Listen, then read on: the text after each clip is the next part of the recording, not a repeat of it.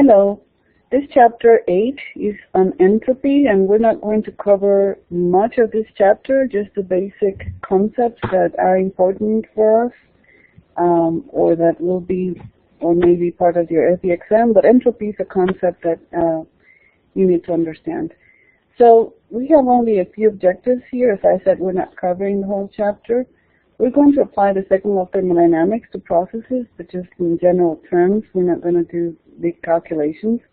Define a new property called entropy to quantify the second law effects and establish the increase of entropy principle.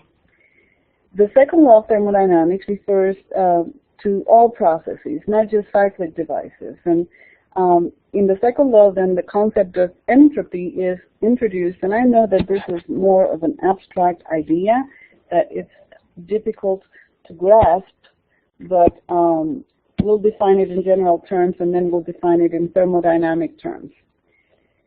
The entropy refers or considers microscopic state of the system. So we're looking at some sort of energy at the microscopic level. So entropy can be defined as the level of molecular disorder. And for example, we look at gas, and gas has the highest entropy. Remember, in the gas molecules, the molecules are disorganized, high energy. Then the liquid, they're more organized, lower energy, lower entropy. And in the solid, we have the lowest level of entropy because the matrix is more stable and fixed. The molecules are not going all over the place as the case for gas. So if we had a pure crystal at a temperature of 0 Kelvin, that is what we use as our level of entropy equal to 0. So it's at an absolute 0. And entropy, as I said, is sort of a form of energy, but it's disorganized energy. And disorganized energy does not create much useful effect. So the more disorganized energy you have, the higher the entropy, and that doesn't really make sense because you cannot use it. So in practice, you don't want to have a system that is used to produce work and has high entropy, because that's disorganized energy. So what it happens is that you get a lot of unuseful energy. Okay?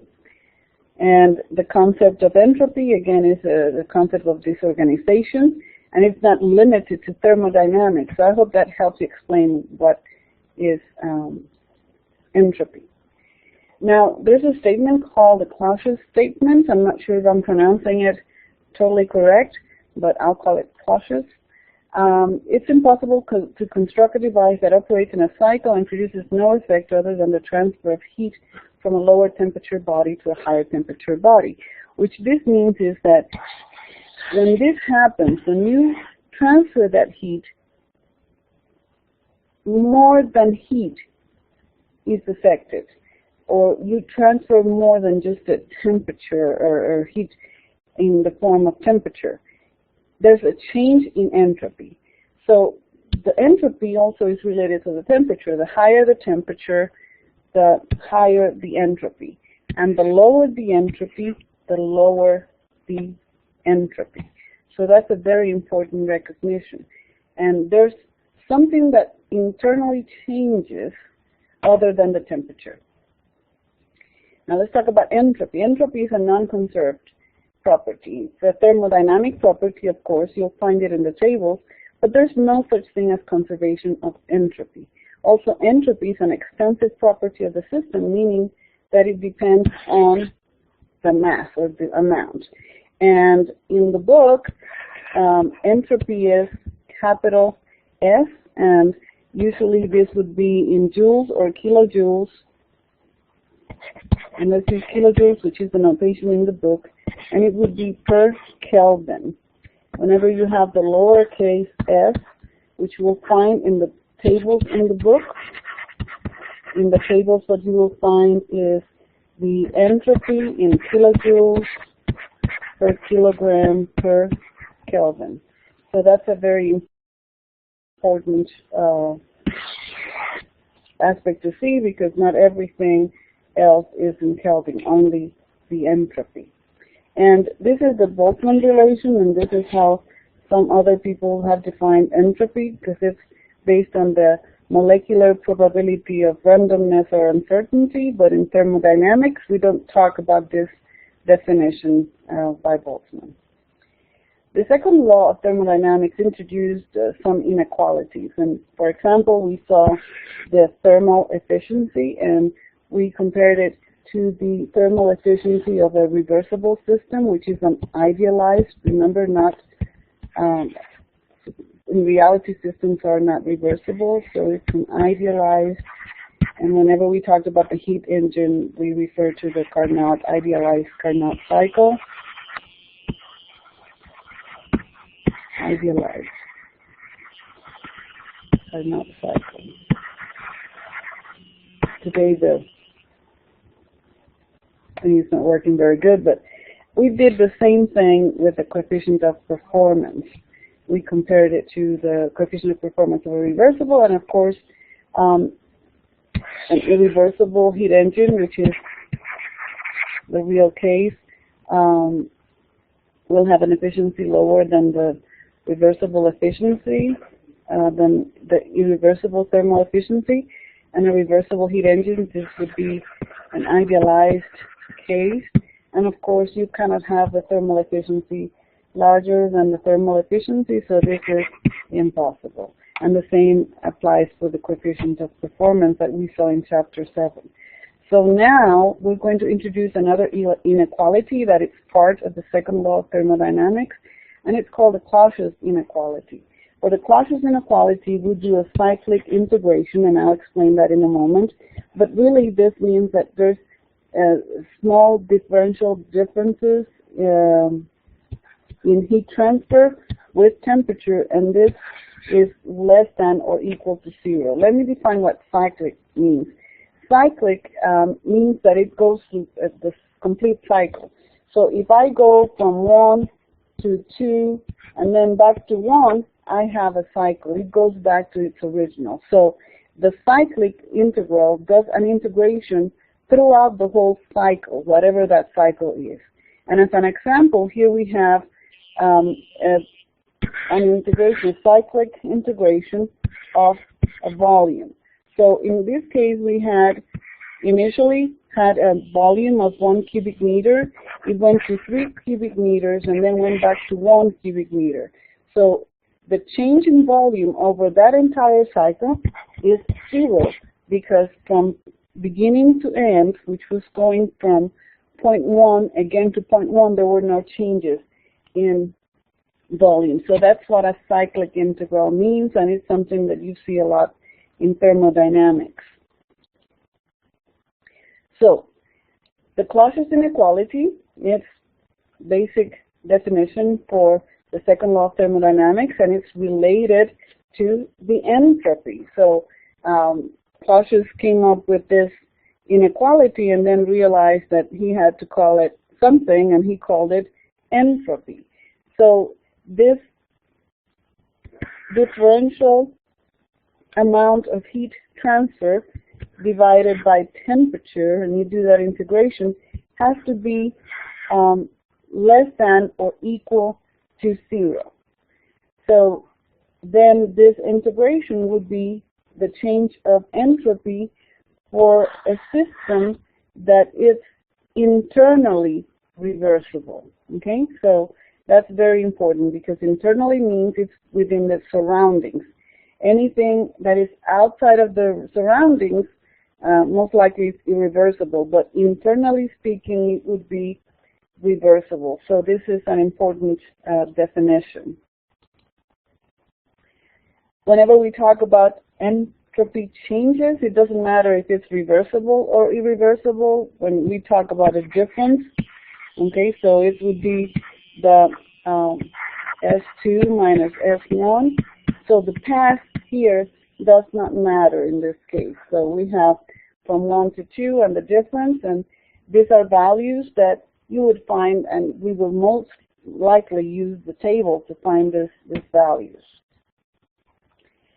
There's a special case where we have internally reversible isothermal process. And remember, isothermal means that there's no change in temperature. So in that case, the change in entropy would be just Q divided by T0. And this would be the equation used for entropy changes of thermal energy reservoirs. Remember that whenever we looked at the Q in thermal energy reservoirs, we said that you're adding heat, but there's not a significant change in temperature, so the temperature remains the same. So this would only be useful for this level, at the level that we are in this class, for thermal energy reservoirs. So let's talk about the increase of entropy principle, because that's really what this chapter is all about, and this is how we will apply it. So whenever we look at the entropy of an isolated system, it has to increase or remains constant. And this is an important concept that we'll see more clearly later on. This is the Clausius inequality. So whenever we're looking at the changes in entropy, this is what we have for the internally reversible, and this is the S1 minus S2 was the difference. And what this means is that S2 minus S1 is going to be equal to that Clausius inequality.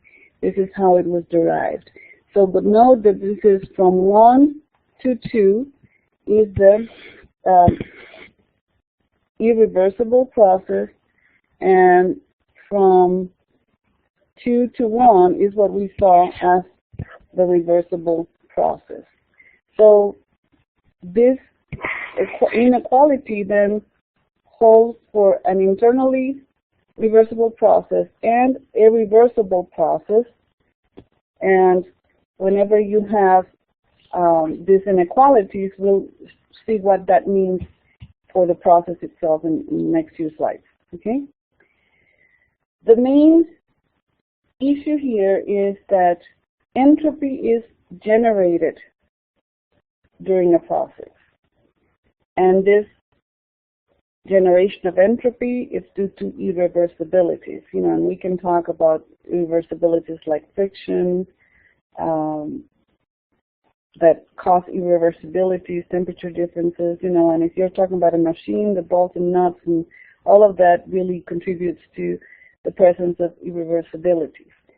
So what we're saying then is that the entropy generation is always a positive quantity or zero. So this is what it says, and this is the inequality. So those equations, really, that's what it's saying. The entropy generated has a positive quantity or zero. So the question is, can the entropy of a system decrease during a process? Well, not really. If you have, let's take a look at this drawing first. If you have entropy changes in an isolated system and it's composed of several subsystems, then the change in entropy, the total, would be the sum of the entropy of all of its components, and it's never less than zero. Whenever we're talking about a system and its surroundings, remember what we mentioned, that we talked about internally or outside. So here we have a system and its surroundings. Really, whenever we can delimit, there's going to be a distance far enough where we can delimit, so we can consider it an isolated system. So the change in entropy has to be positive or equal to zero. The entropy generated has to be larger or equal to zero. And again, we're going to see a system and its surroundings as an isolated system, even though if we look just at this part here, it would not be. we're far enough from it that we can call all of that a system. So these are the inequalities that we said we would generate from this entropy and the second law of thermodynamics, just like we did earlier for efficiency and the thermal efficiency and the coefficient of performance. But now we're talking about reversible or irreversible processes. So the entropy generated, if it's larger than 0, is an irreversible process. If it's equal to 0, it's a reversible process. And it is impossible to generate negative entropy. So this gives you an idea of the direction of where things can go. So if we have a process and we have the generated entropy is negative, that means that that process cannot happen in that direction. And this is the example of the can of Coke, you know, getting warmer in a colder room. If we do that, it would be impossible. We would get a negative entropy. So now we have found a tool that will tell us if that process in that direction is possible or not, because the entropy in that direction for that specific case would be impossible whenever the entropy is negative. So, summarizing these principles, entropy is always generated or created during an irreversible process, and this entropy regeneration is due entirely to those irreversibilities. The entropy can be positive or negative depending on the direction, but it cannot be, if it's negative, it's impossible, so that tells you the direction. It cannot go in that direction. So heat transfer to a system increases entropy. Heat transfer from a system decreases entropy. So the entropy will tell us if it's possible or not. Some final remarks about entropy, just to summarize everything that we have learned so far.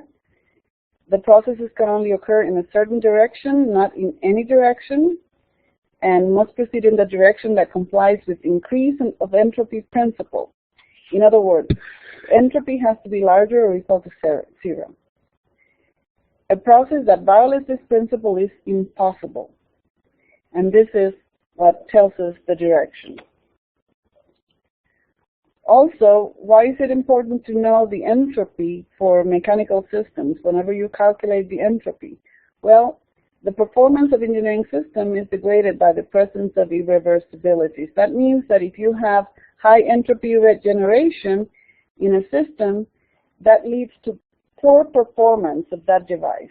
So you wouldn't want high entropy because two things happen. You have disorganized energy that is not being used, so the energy is somewhat degraded because it cannot be put to use. In the case that you didn't have any friction, then it doesn't create entropy, but remember that that's an impossible case. And as in mechanical systems, friction in the workplace is bound to generate entropy and reduce performance. So those are the two things that happen with friction or irreversibilities in the system. That's a good multiple choice, or mention the two things for an exam.